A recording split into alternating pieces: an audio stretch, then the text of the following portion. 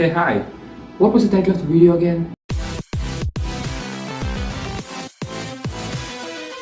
Ah, yes, the forgetting curve. How many of you have entered a room forgetting what you came for?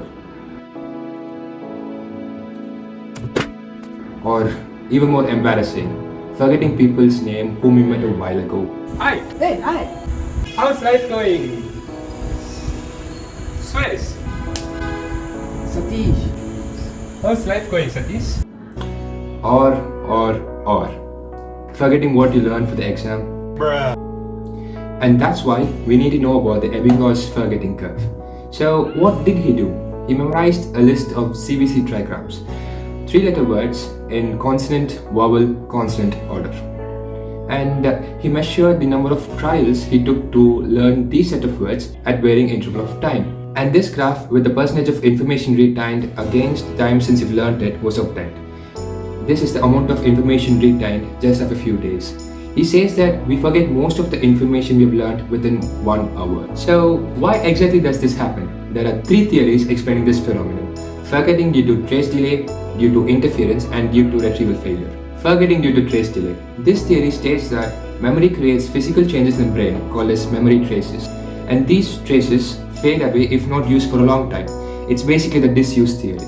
The next theory is forgetting due to interference, which is basically divided into 2, proactive and retroactive. Proactive is when what you've learned earlier interferes with the recalling of what you're learning in the present. Whereas on the other hand, retroactive is the difficulty in recalling what you've learned earlier due to learning of new material. For example, confusing old and new phone numbers. So the final one is forgetting due to retrieval failure.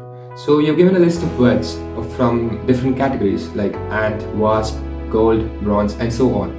When you're asked to recall the same set of words without the categories, you might recall few of them. But the next time when you're given the context, which is the categories here, you might recall near total words.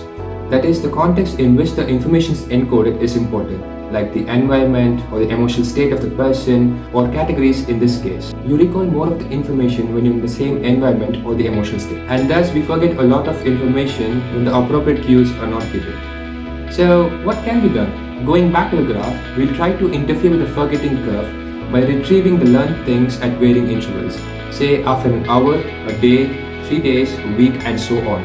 What we're doing here is we're prolonging the forgetting curve, which makes it more difficult to forget what you've learned. We use what is known as mnemonics. There are different types of mnemonics. First being the keyword method. Say you're learning a new language. You're trying to remember the Spanish word for duck, which is pato. Find a keyword which is similar to this target word pato. Say pot. Now try interacting this target word with the keyword. Imagine a duck in a pot full of water. This makes learning language way more easier than, say, root memorization. The next type being the method of loci, infamously known as the Sherlock method. We try to remember items as objects kept in known physical space. For example, you need to remember a loaf of bread and soap on your way to market. Try remembering a loaf of bread in your kitchen table and a soap in your bathroom. This way you'll remember things more efficiently. And the other techniques include engaging in deep level processing. For example, asking more and more questions about the topic you're learning about, or trying to minimize the interference by not learning the similar subjects. And with this, we come to an end. Try these techniques out and let me know if they helped you out. Thank you for watching.